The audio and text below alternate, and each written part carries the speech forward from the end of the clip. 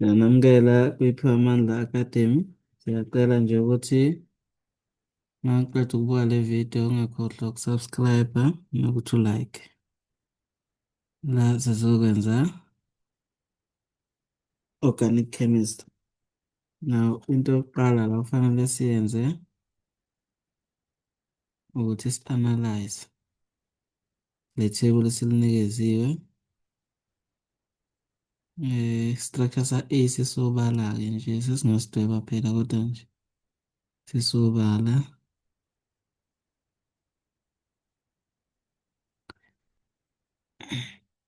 So kubalulekile ukuthi udrowe zonke iy'structure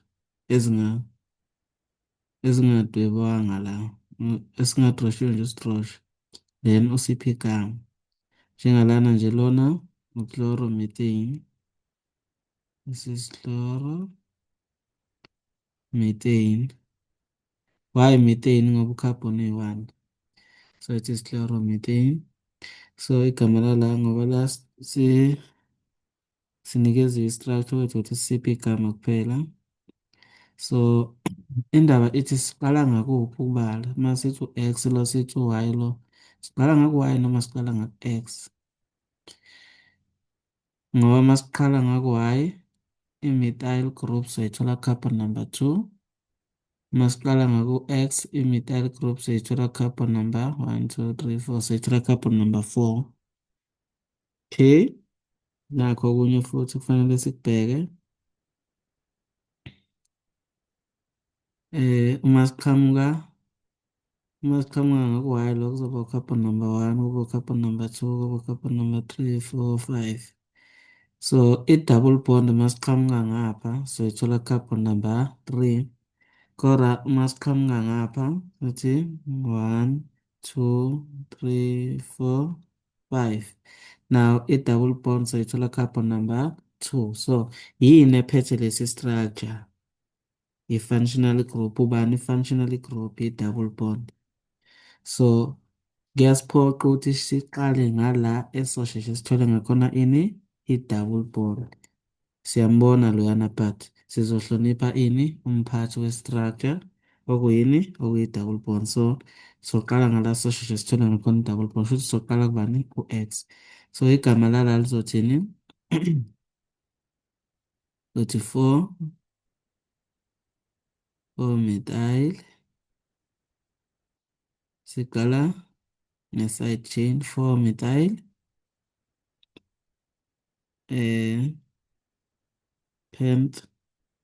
pentene. So kuzoba u-pent 2 in. So i-double bond lapha ya-carbon number 2.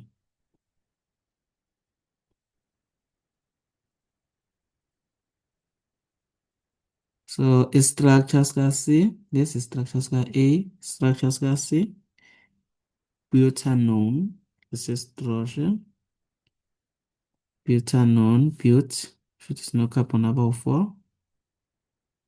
1, 2, 3, 4. Now vele nje akubuzwa kuzoba carbon number 2, i-carbonyl group. Ikwazi ukuba carbon number 2 kuphela if sino-carbon abawu-4. So i-structure sethu sinje. So i-structure sethu sika-C siyasazi. I-structure sika-E asazi ukuthi singasithini ngoba sino-X no-Y, sinama-unknown. Asazi ukuthi o-H bangaki, asazi ukuthi o-carbon bangaki. Kodwa khona o-oxygen bangaki, bawu-2. Lokho esikwaziyo nge-structure sika-E njengamanje information esinayo yanele ukuthi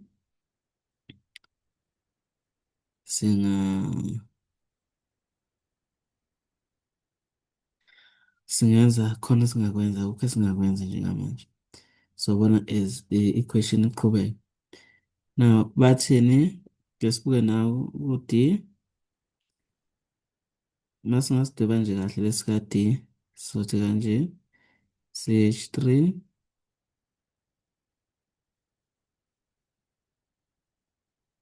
so laphana sino-hydrogen ababili.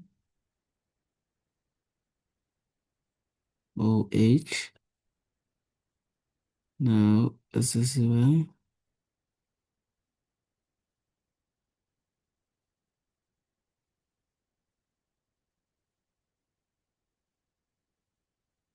Into kanje.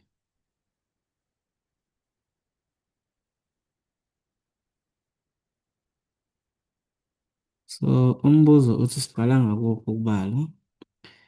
Bese sithi laphana nje sino-X. Bese sithi ngapha sinobani? Sino-Y.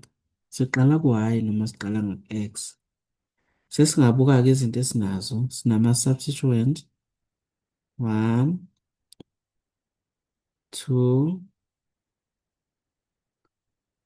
3.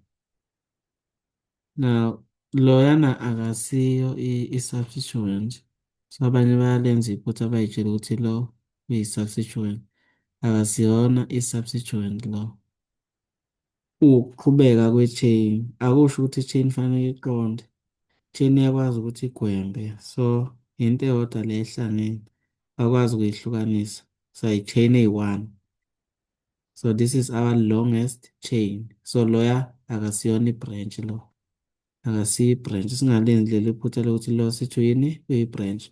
So, uma uku-check-a la kufomeka bani? U-L. Once saba no-L sisuke singenayo i-branch. Anokuyibambe kanjalo. Once saba no-L sisuke singenayo i-branch. Kodwa saba nobani? No-T. Njengoba sino-T la sinayo-ke i-branch. Shuthi loyana uyini? Uyi-side chain. Nangapha check kufomeka bani? U-T. Once kwafomeka u-T kusho ukuthi sinani? Sine-side chain. But u-L akasiyo i-side chain. So kusaqhubeka ini? Our longest chain. Now, i-question ithi ngabe siqala ngapha ku-Y noma siqala ngapha ku-X ukubala. Ngesibuke-ke, masiqala ngapha ku-Y sothi 1, 2, 3, 4. U-OH simthola carbon number 4. Kodwa masiqala ngapha sothi 1, 2, 3. OH simthola carbon number 3. So, ubani obalulekile la kulama-substituent awu-3? U-OH. Ngoba nguye bese oba sekugcineni kwegama. U-OH nguye ophethe lesi structure. Lesi structure sibelonga to ini? I-alcohol. So siprioritize yena. Uyena-ke sizothi masipha i-structure yegama bese sigcina ngaye. So sizothini-ke igama lala. Shuthi uma ngabe sipha nje laphaya iy'namba. This is carbon number 1, 2, 3, 4, 5, 6. So ku-carbon number 5 we have sinama-methyl amabili. We have methyl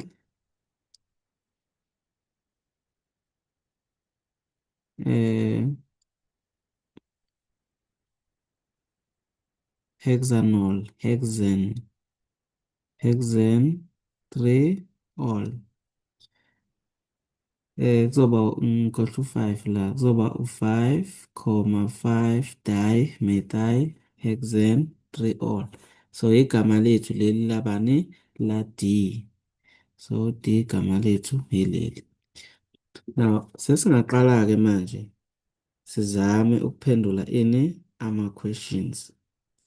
Sesi-analyze-ile ithebula lethu. Lokhu kuzosisiza ukuthi ama-answers sobe sesiwabhalile, usuyaphika nje. So kubalulekile ukuthi uqale wenze analysis kuqala before uphendule ama-question. Because ezinye izinto zizokucashela ungayiboni kanti uma ngabe i-structure uyidwebile yonke information iba sobala. Now bathi-ke define the term homologous series. So i-definition nje yakhona ilula. It is a series of organic compound that can be described by the same general formula.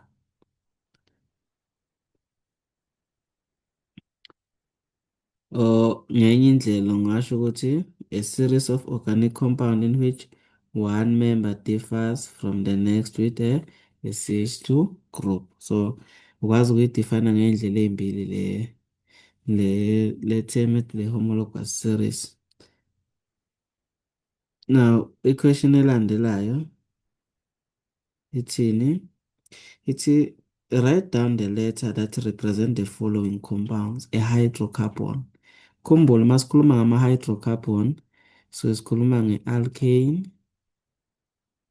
alkene, and alkyne. So sibheka okukodwa okukhona laphayana. Then leyo kuzoba i-answer yethu, ama-hydrocarbon mathathu. So i-hydrocarbon yethu laphayana esiyibonayo nangiya u-B. Mayikhona enye phela nayo singayibheka. Kodwa nje mina ngibona u-B kuphela futhi in this case. Ayikho i-alkane, ayikho i-alkyne.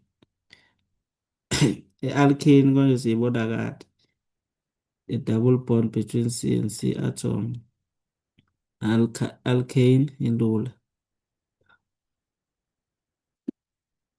We have single bonds between C atom, then alkyne. Siyibona ngani? Askis. I-alkyne siyibona ngani? Nge-triple bond between C atoms. Now, siyiyeke lo ndaba leyo.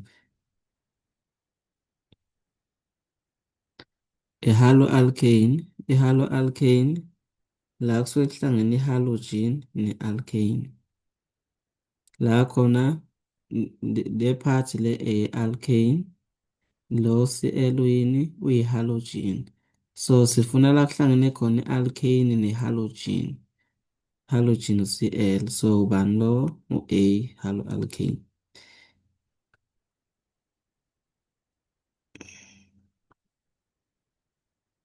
Now an alkene shothi iyaphinda futhi nansi alkene esinayo u-B. So u-B shothi uphinda kabili. So, okay.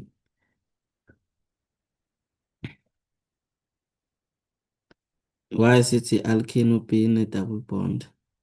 Now, the compounds that contains the carbonyl group that is bonded to two saturated carbon atoms. Now, asaturated okusho ukuthi asikho ispace ukuthi kungaba khona enye into engabhonda kulabo carbon la ba-saturated. And i-carbonyl group fanele siveze ukuthi yiphi i-carbonyl group. That is our carbonyl group, guys. This is our carbonyl group. And the carbonyl group ibonde ko-carbon abangaki? 1, 2. So the carbonyl group is bonded to two carbon atoms. Now, bese ngeke sikubone lokhu kuba nesi structure lesi asisidwebanga. So okusho ukuthi ubani i-answer yala? U-C. U-C answer yala. Kahle kahle lana kukhulunywa ngani nge-ketone. So this one is a ketone. Uma ngabe bekubuzwa the homologous series of compounds C, ketone.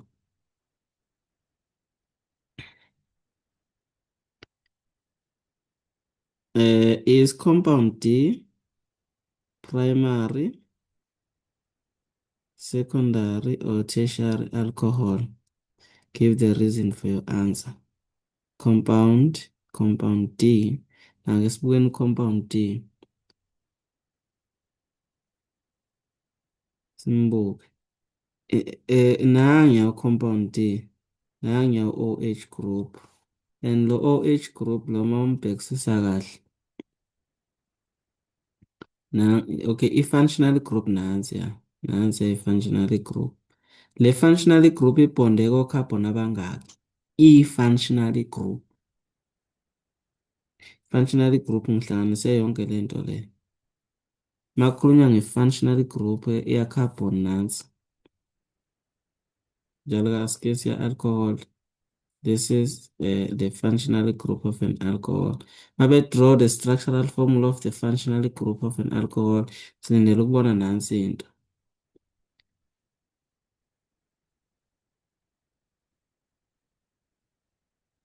So i-functional group ile nombala ohlukile. So lento enombala ohlukile ibhonde ko-carbon abangaki? Mhlambe sinawo labo carbon singabenza njengokhala ohlukile ngoba abanye abantu babesabona. Angazi kanjani.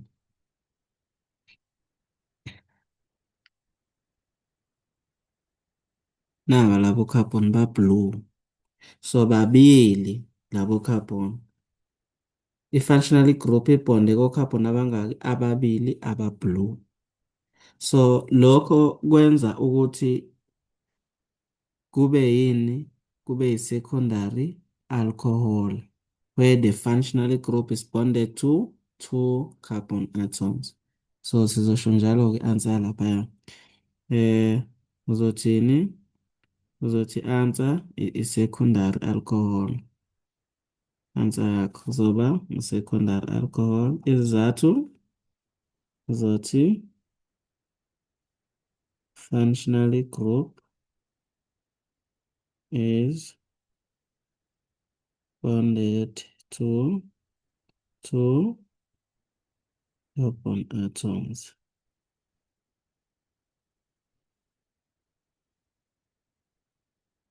Okay, ngiyabhala ngiyacima futhi okunye. Write down the general formula for the homologous series to which compound B belongs. So, compound B ubelonga kuyiphi family? Belonga kuyiphi homologous series? Ubelonga kuphi? Kuma-alcohol. Ono-OH phela. Now, the IUPAC name of B. Abantu bese siyenze i-analysis. Nakuthiwa kufuneka i-IUPAC name sesiyathatha answer yethu. Of B, nansi siyibhalile 4-methyl pent 2-ene. Now, the IUPAC name of D, siyibhalile 5,5 dimethyl hexane 3-one. Now, OH simthole carbon number 3.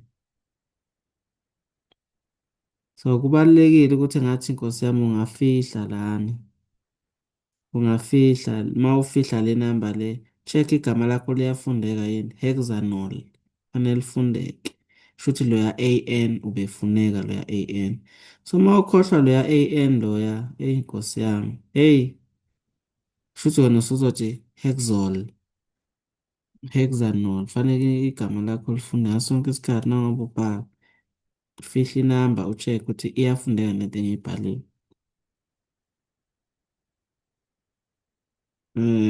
Now bathi-ke for compound C, compound C une-functional isomer. Okay, mhlawumbe ngikhuluma kancane nje ngom-functional isomer. Masikhuluma nge-functional isomer, sikhuluma ngani? Sikhuluma about the compounds that have the same molecular formula but different functional groups. So thatha nje, soqala ngayo le engakhuzanga. Ye-alkene. Functional isomer. Ama-functional isomer bafowethu awu-2. Ngathini? Namaphela awu-2. Sifike sibe ne-alkene. Asike not alkene mina. Sifike sibe ne-ketone ne-aldehyde. Aldehyde ne-ketone. Amawele lapho. Ketone. So le mangabe i-aldehyde ino-carbon abawu-3 ne-carbon laphaya. Khumbula aldehyde siyibona ngalokho ukuthi u-hydrogen ubonde ku-carbonyl group. Now bese ngapha i-ketone sizoba phakathi nendawo. So i-functional group ye-aldehyde lana i-ketone kufanele kube wenze sure ukuthi the number of C-atoms wangapha lingana ne-number of C-atoms wangapha. So i-functional group ye-aldehyde yini? I-ketone. Functional group ye-ketone yini? I-aldehyde. So if unikezwe i-structure kuthiwa draw the functional isomer of this structure, ne? So sobe silindele nansi i-functional isomer yakhona. Noma if bekunikezele silindele ukuthi wenze lo. Bese siba nenye futhi. Ngisuse lo. I-functional mawu-2 nje. Mawuwabambile phelele. Bese siba nansi enye indaba. So sikhuluma nge-carboxylic acid. ne-ester, ugogo ester. Now, i-functional group ye-ester ilula.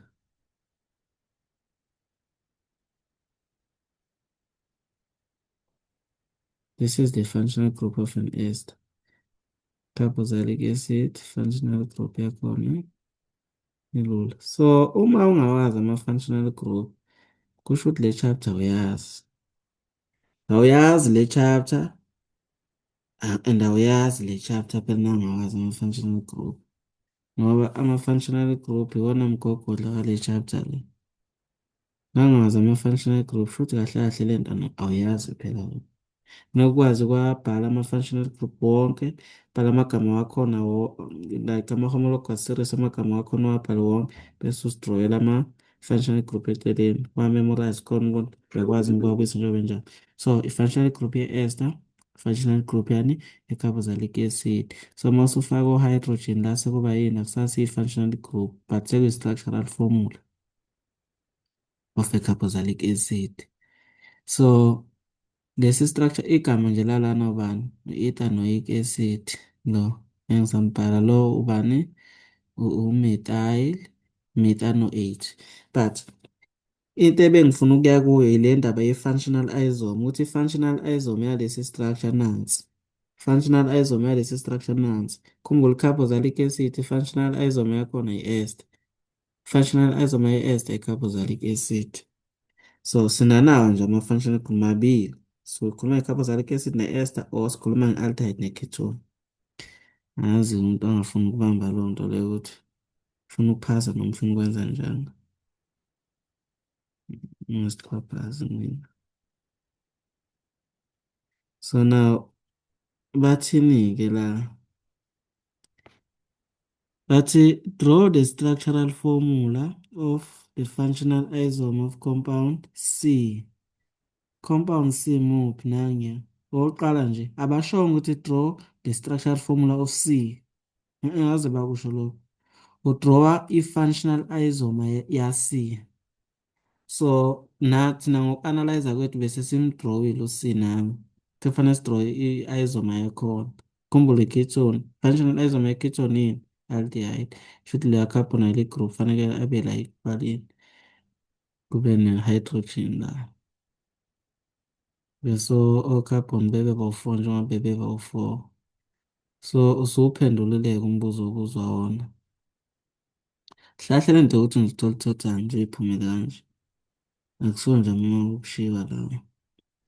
Okay, sesikubani? Sesiku-2.6.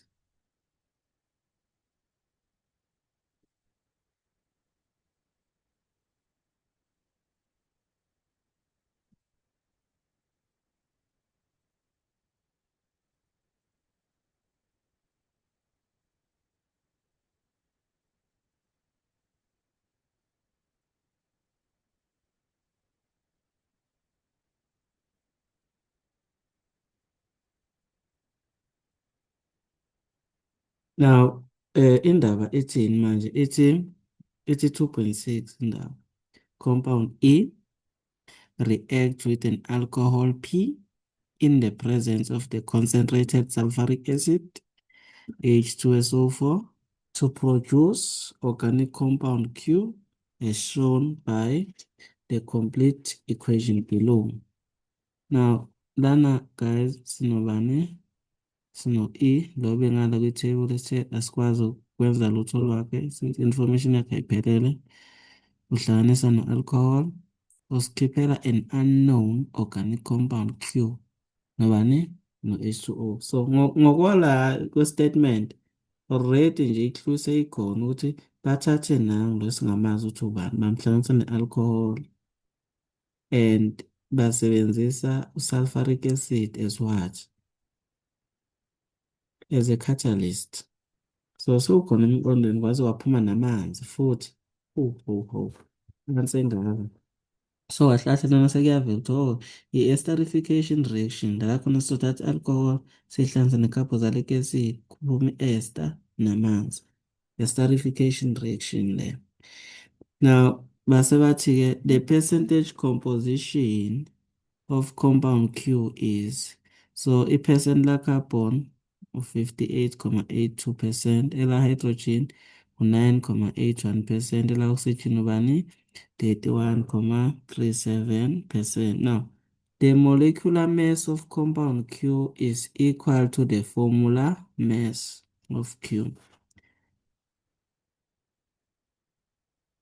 Molecular mass ilingana ne-formula mass, okay.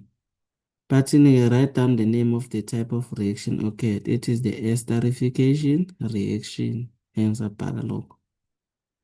Determine by calculation the molecular formula of compound Q.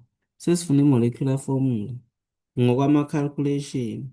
So, bakufihlelile la ukuthi yenza ini. Ngithi bayazi ukuthi umdala wena. Bayazi ukuthi umdala wena. Bakufihlelile. Bebengatshela nje ingane encane yaka-grade 10 noma yaka-grade 11 ukuthi ayi-calculate empirical formula. Ayenze empirical formula kahle kahle. So, wena bakufihlelile umdala bayazi. Uma unikezwa amaphesenti kanje wama-element, kuthiwa athole i-molecular formula uzokwenze njani. So, umdala wona ngeke zonke izinto bayibeke obala. So, uzodweba ithebula la uzenzele-ke.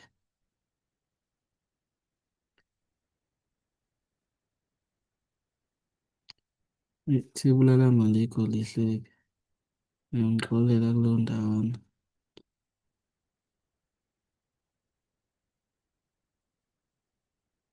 Kodwa into esikhuluma ngayo yokuqala, okay, soba no-carbon, sibe no-hydrogen, sibe no-oxygen.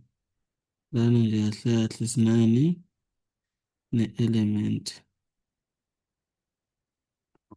Sine-element okokuqala lokho esinakho. Okwesibili esinakho sine-mass, and i-mass yethu measured in grams. Okwesibili esinakho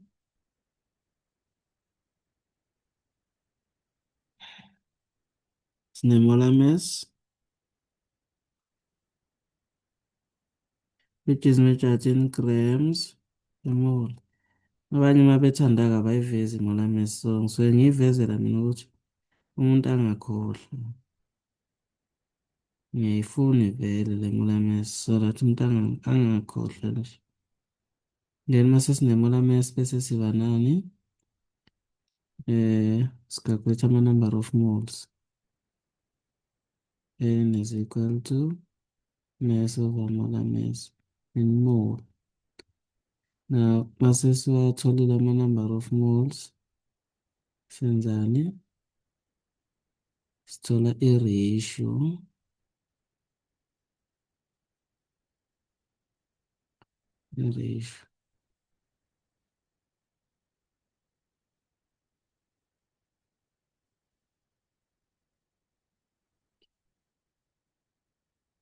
sithola i-ratio guys. Bete ithebula lami liyangihlupha. Okay, seliphelelele. Now asenzeke okufanele. So ama-mass bafowethu iyo le percent le. So lana sino 58,82 i-mass leyo. Hydrogen 9,81, oxygen 31,37. Molar mass nga-carbon ubani 12, hydrogen 1, oxygen ubani 16. So uzothatha ini, calculate ama-number of moles, thatha 58,82 divide ngo-12, sikhiphela bani? Siskhiphela 4,90. Thathe lo 9,81 divided by 1, siskhiphela 9,81. Thathe lo ya 31,37 divide ngo-16, siskhiphela 1,96 is. Now bese uthatha inamba encane la kuyo yonke kuzo zonke lezi namba divide ngayo. So uzothatha ama-number of moles wala uwabeke, thatha wala ama-number of moles uwabeke, thatha walaphaya uwabeke. Bese udivide ngala mancane kuyo yonke indawo. La sidivide ngo-1,96, divide ngo-1,96, divide ngo-1,96. La sizothola bani la? Sizothola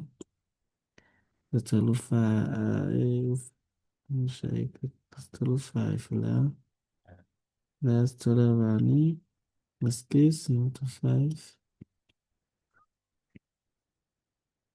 Sizothola 2,5. La sithola u-5 la. Sithola u-5 la. Sithola bani? Sithola u-1. Okay, into esiyithola kuphi kwe-calculator-ke le. Now, kune-issue ekhona la ukuthi lena sinayo i-empirical formula. Khona la isi-times khona ngo-2, khona la singa-times khona. So yingwejigwebu-ke le ngoba kwesinye isikhathi siye si-round off uma sinento enjeya. Kodwa in this case asi-round off. Asi-round off asisho ukuthi u-3 loyana. So ikhona-ke ingwejigwebu ekhona lapho. Kodwa indaba isobala kancane nje, i-clue ikhona ukuthi okay, thina laphana sidila ngobani? Sidila ngo-Q. U-Q wethu i-ester. I-ester konje iba no-oxygen abangaki? Abawu-2. Okusho ukuthi lana thina i-empirical formula yethu ino-oxygen abangaki? Uno-oxygen oyedwa. Ngwe-empirical formula yethu ake siyibhala. Empirical formula yethu ithi kanje njengamanje. Ithi C2,5, ithi H5, ithi O1. Kodwa njalo sifuna ini? I-molecular formula kabani? Ye-ester. I-right yini uma ine-oxygen oyedwa for i-ester? No, akukho right. Kusho ukuthi kahle kahle i-empirical formula kumele siyi-times ngo-N ukuze sithole ini? I-molecular formula. So umbuzo ukuthi-ke, umbuzo uthi ubani u-N ulingana nobani? So ukuze sibe no-oxygen about 2, 5 times ngobani la? Ngo-2. Yingakho-ke sesizoba no-C5, H bani? H10, O bani? O2. So this is our molecular formula for compound Q. So that is our molecule. This one is our empirical formula, this one. Ngeke ngiyibeke lento la ngiyibhale nje ngiyibeke lapha ukuthi u-Q ulingana no-C5 H10 O2. Mhlambe sisazoyisebenzisa masiqhubeka nendaba. Lo ngiyamsusa lo, ngohleka isikhala.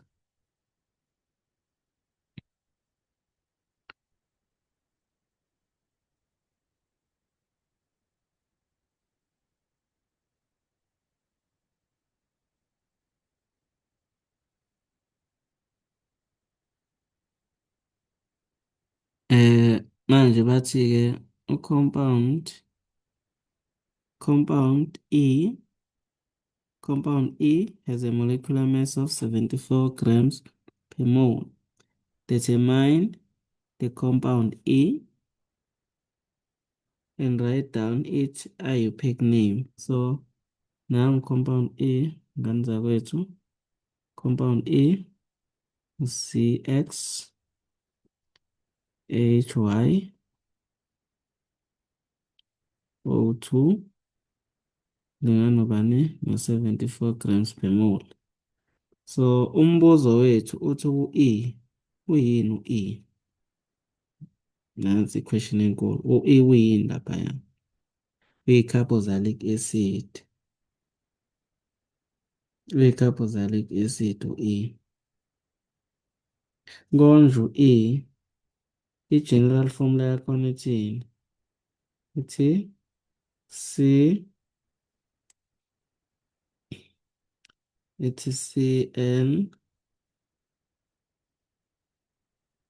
H2NO2.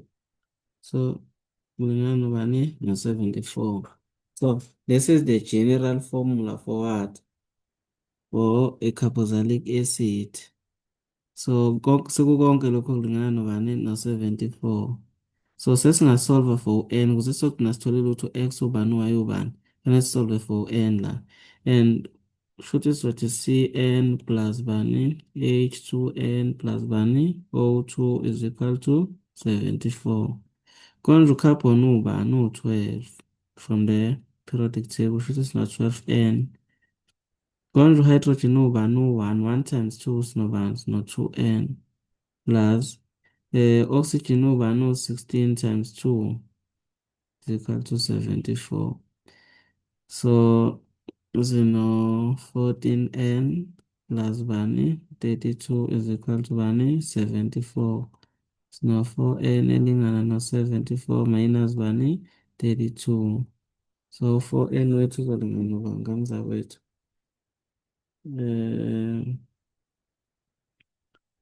Namanje siyenze kanje.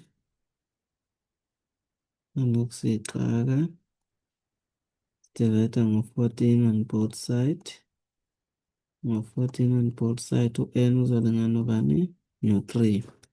So ngamanye amagama mase siyibhala kahle le nto le sothi CN3 H2 into 3 then O2 futhi sino C3 H6 O2 okusho ukuthi u-x ulingana no-3 okusho ukuthi u-y ulingana nobani no-6.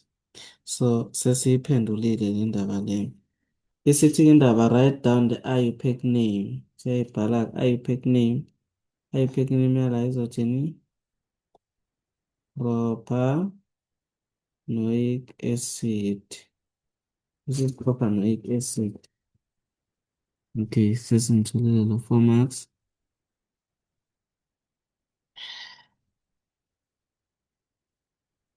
Angesinake manje. Ake siyibhale futhi le ndaba le. Lona-ke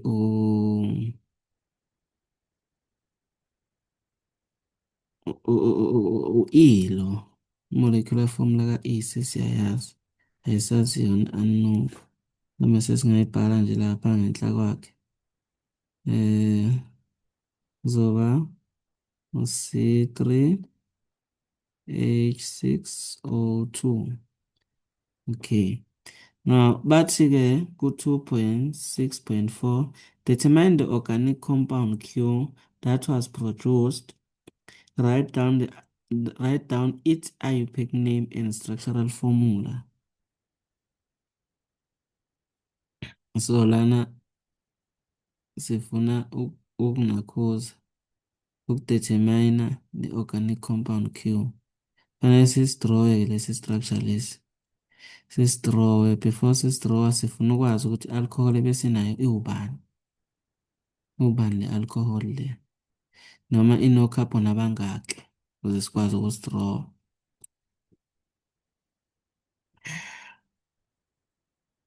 So u-Q siyamazi. So just to obtain that 5 marks singenza ama-calculations. Ukhumbuleke sizoba nobani no-C3 H6O2 sihlanganisa nobani no-compound P uzosikhiphela bani compound Q. Compound Q molome sekho nobani C5H10O2 plus ubani plus water Excuse. So compound A molecular formula mass yakhona nansi yawu-74. Ngilokhu ngicalculate 74 plus P is equal to molar mass yala singayicalculate C5 to 12 times 5 plus 1 times 10 uzoba 1 10 la plus 16 times 2 uwater nje u-18 bafowethu. Esilokhu nje sicalculate la molar mass ka-water. Akekho umuntu ongazi la ukuthi wena u-18.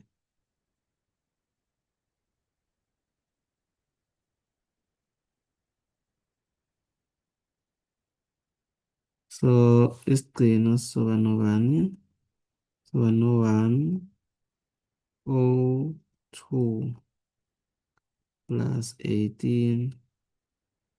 Sizothatha lo ya-74 ngilethe ngapha. So P wethu uzolingana nobani? No-46 grams per mole. No, sekufanele si-check-e-ke ukuthi yisiphi i-structure esingasikhiphela le molar mass le. Konje this is OH ne. So uma uzama ngalokhu check-a ukuthi i-alcohol yami izoba no-carbon abangaki. Okay, uma uzama-ke la uzothola ukuthi uzoba no-12 times o-12 bawu-2 kahle kahle ngoba o-carbon bawu-2. Bese uzoba no-12 plus omunye u-12 plus 16 oxygen u-16 kwi-periodic table plus o-hydrogen bangak-1 2 3 4 5 6 plus 6 ngempela kuzokukhiphela bani 46. Okusho ukuthi le alcohol yethu ibino-carbon abangaki abawu-2. So i-alcohol yethu izohlangana nani ne-carboxylic acid. Carboxylic acid eno-carbon abangaki abawu-3. So nansi-ke into yethu kufanele sisidwebele lesi structure sethu kuba into kanje.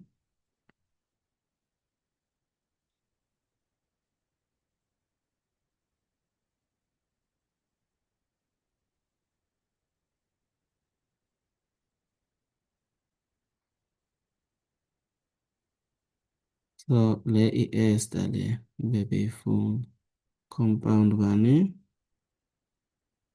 compound Q nayi i-ester yethu bebeyifuna.